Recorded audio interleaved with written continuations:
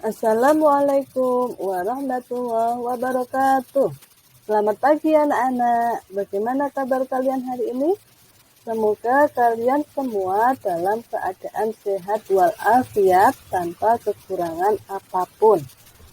Pada pertemuan sebelumnya, kita sudah belajar mengartikan dan menjawab pertanyaan yang berkaitan dengan geguritan kenter ing ombyak majuning jaman. Nah, pada pembelajaran hari ini kita akan belajar tentang gawe ukara pitakon saking geguritan kenter ing ombyak majuning jaman, atau dalam bahasa Indonesianya yaitu membuat kalimat pertanyaan. Ukara pitakon itu kalimat tanya dari puisi kenter ing ombyak majuning jaman. Pasinaon 1 piwulang 1 KD 3.1 pembelajaran ketiga. Baik, kita mulai yang pertama. Kalimat tanya atau ukara pitakon yaiku tembung-tembung sing biasane digunakake kanggo takon, atau dalam bahasa Indonesia kata tanya itu adalah kata-kata yang biasanya digunakan untuk bertanya. Jadi dapat dikatakan kalau ukara pitakon itu sama artinya dengan kalimat tanya. Jadi ukara pitakon itu sama dengan kalimat tanya. Adapun kalimat tanya itu sendiri adalah kalimat yang berisi pertanyaan kepada pihak lain untuk memperoleh jawaban dari pihak yang ditanya. Jadi kalimat tanya itu digunakan ketika kamu ingin mengetahui tentang sesuatu atau ingin mencari informasi tentang sesuatu kepada orang lain. Kamu bertanya, nah itulah yang dimaksud kalimat tanya. Sedangkan ciri-ciri dari kalimat tanya itu antara lain ada 3 di sini. Yang pertama, menggunakan intonasi naik. Biasanya dilakukan pada akhir kalimat. Contohnya, ketika saya bertanya, jenengmu sopo? Atau dalam bahasa Indonesia, namamu siapa? Nah, pada akhir kalimat tanya dibaca agak naik. Siapa? Sopo? Intonasinya agak naik. Yang kedua, diakhiri dengan tanda tanya. Adapun lambang untuk tanda tanya dapat kalian lihat di layar, yaitu seperti gagang payung. Ya, gagang payung bawahnya ada titik, itu tanda tanya. Kalimat tanya harus diakhiri dengan tanda tanya. Kemudian ciri yang ketiga yaitu menggunakan kata tanya. Nah, dalam bahasa Indonesia, kata tanya ada 6 macam atau lebih dikenal dengan sebutan 5W1H. Dapat kalian lihat di layar. Yang pertama ada what atau apa. Kemudian who, siapa. Lalu when, kapan. Kemudian where, di mana. Why, mengapa. Dan how, bagaimana. Jadi kata tanya dalam bahasa Indonesia ada 6. Apa, siapa, kapan, di mana, mengapa, dan bagaimana. Dalam bahasa Jawa tidak berbeda jauh. Tembung-tembung pitakon dalam bahasa Jawa yang biasa kita gunakan antara lain dapat kalian lihat di layar berikut ini.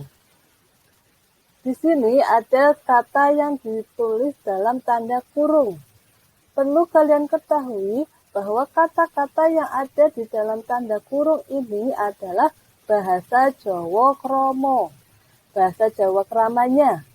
Jadi dalam bahasa Jawa, kalimat atau kata itu dibedakan menjadi beberapa tingkatan berdasarkan penggunaannya.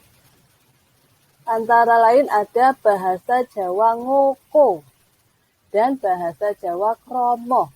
Jadi ada Ngoko dan Kromo.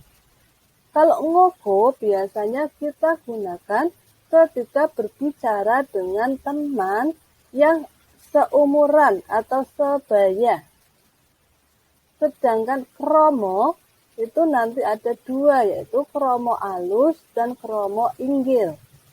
Bahasa Kromo biasanya ketika kita berbicara dengan orang yang lebih tua atau yang kita hormati. Bisa orang tua, guru, dan lain-lain yang kita anggap lebih tua, yang kita hormati. Nah, tetapi kali ini kita tidak akan membahas apa itu Ngoko, apa itu Kromo. Itu akan kita bahas pada pertemuan selanjutnya. Nah, kembali ke tembung-tembung pitakon yang ada dalam bahasa Jawa. Yaitu yang pertama ada opo atau menopo. Kemudian sopo, sinten, engendi, wonten pundi. Gene yo, kena opo atau kenging menopo. Piro, pinten. Kapan, dek kapan, atau bisa juga kala menopo, dan yang terakhir ada kepriye, atau dalam bahasa krama kepripun, atau kados pundi. Nah, ini semua adalah kalimat-kalimat tanya yang biasanya digunakan ketika kita berbicara bahasa Jawa untuk meminta jawaban dari orang lain. Jadi kalian ingat-ingat ya kata tanyanya. Nah, sekarang kita akan bahas satu persatu. Kapan atau untuk situasi yang seperti apakah kalimat ini digunakan? Karena setiap kata tanya digunakan berbeda-beda tergantung situasi dan kondisi. Kata tanya yang pertama adalah apa. Apa biasanya digunakan untuk nakoake barang, yaitu digunakan untuk menanyakan tentang barang. Di sini misal ada jawaban pertanyaan yang berbunyi sing dikarep pake tembung sato galak kang ombene pet ing geguritan kenter ing ombyak majuning jaman iku kendaraan bermotor. Maka kalian kalau membuat pertanyaan, kalian lihat dulu dari jawaban tersebut. Di sini ada kata-kata kendaraan bermotor, berarti menunjukkan barang. Maka kalimat tanyanya yang digunakan adalah apa. Kemudian kalian gabungkan atau kalian rakai dengan jawabannya. Maka kalimat pitakon yang kita gunakan adalah apa. Apa sing dikarepake tembung sato galak kang ombene pet ing geguritan kentir ing ombyak majuning jaman. Jadi, untuk membuat kalimat tanya dari suatu jawaban, kalian lihat dulu jawaban itu membahas tentang apa. Apakah barang, apakah orang, apakah tempat, dan lain-lain. Kalian perhatikan. Sampai di sini bisa dipahami. Kemudian, kata tanya yang kedua ada sopo. Sopo digunakan untuk menanyakan orang. Digunakake kanggo nakoake wong. Contohnya di sini ada jawaban pertanyaan yang berbunyi sing kalung sape nyangking bondotan iku simbah. Maka kalimat tanyanya adalah sopo sing kalung sape nyangking bondotan iku? Karena kalau kalian lihat pada jawaban itu ada kata-kata simbah. Simbah itu berarti menunjuk pada orang. Karena menunjuk pada orang, maka kalimat tanya yang digunakan adalah sopo. Kemudian kalian rangkai atau gabung dengan jawabannya, dengan kata-kata pada jawaban. Selanjutnya, kata tanya yang ketiga adalah kapan. Biasanya digunakan untuk menanyakan waktu atau wayah atau wanci. Contohnya di sini ada jawaban geguritan kenter ing ombyak majune jaman itu ditulis wulan Agustus tahun 2014.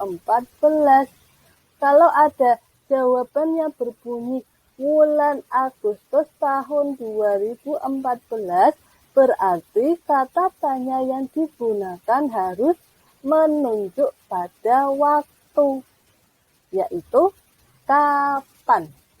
Maka kalimat pitakonnya menjadi kapan geguritan kenter ing ombyak majuning jaman itu ditulis, karena menanyakan waktu.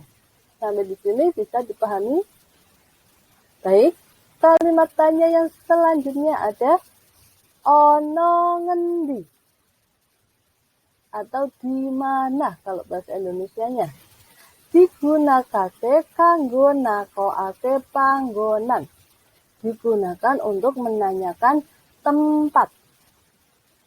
Contohnya di sini ada jawaban yang berbunyi kedadeane crita ing geguritan kenter ing ombyak majune jaman iku ana ing pratelon dalan.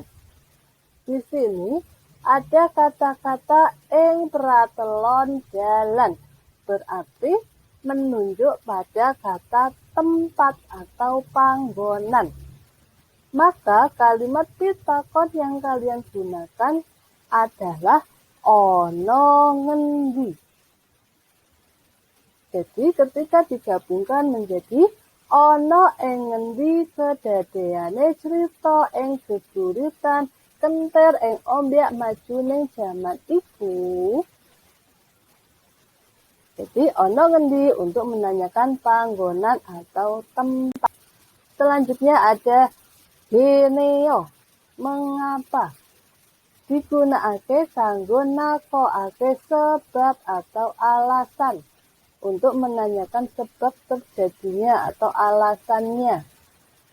Tulodo, ada jawaban simbah ngrasa kahanan sangsaya ora cetha amarga dheweke dituntun bocah nyebrang dalan. Di sini berisi tentang simbah yang merasa zaman sudah semakin tidak jelas karena dituntun anak menyeberang jalan. Kata-kata kuncinya adalah amarga. Amarga itu biasanya menunjuk pada alasan, sebab. Maka kata tanya yang digunakan adalah geneo. Jadi jawabannya adalah geneo simbah ngrasakake kahanan kang sangsaya ora cetha. Kenapa simbah merasa zaman sudah semakin tidak jelas? Menanyakan sebab atau alasan. Selanjutnya ada kepriye atau bagaimana. Digunakake kanggo nakokake kahanan utawa sawijining cara utawa patrap. Contohnya, kumliweri motor kanthi swara cumengkling lan kebul sing gembuleng gawe atine simbah mamang lan geter. Di sini menjelaskan tentang keadaan hatinya Simbah yang merasa mamang, was-was, dan gemetar. Karena ini bercerita tentang keadaan hatinya Simbah, maka pertanyaan yang digunakan harus menunjuk pada kahanan atau sebab atau sawijining cara, sehingga menjadi kum liwering motor kanthi swara cumengkling lan asap sing gembuleng gawe atine Simbah kepriye. Nah, kata tanya tidak mesti ada di awal kalimat, bisa ada di akhir kalimat, seperti contoh yang ada di layar. Baik, sampai di sini dapat dipahami. Nah, untuk selanjutnya ada menyang endi, atau dalam bahasa Indonesia ada kemana, digunakake kanggo nakokake papan panggonan sing arep diparani atau sing arep dituju, tempat yang akan dituju. Contoh di sini ada jawaban manuk-manuk ceciyetan rebut dhisik arep mulih menyang susuhe. Di sini ada kata arep mulih, berarti tujuan. Tempat yang ingin dituju itu mulih.